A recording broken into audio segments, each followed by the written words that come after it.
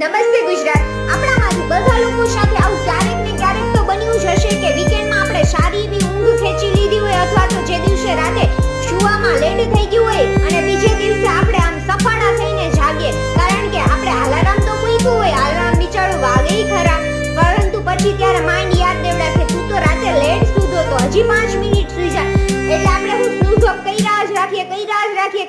રાખીએ અને જ્યારે ઉઠવાનું હોય એ સમયના 5 મિનિટની પહેલા ઉઠીએ એટલે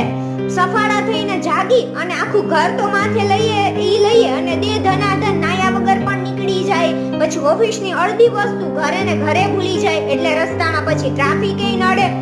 અને રિક્ષામાં જતા હોય તો રિક્ષા ના મળે, બસમાં જતા હોય તો બસ આમ નીકળે ને તમે પહોંચો, એટલે તમે શું કરો કે આખો દિવસ ડીલે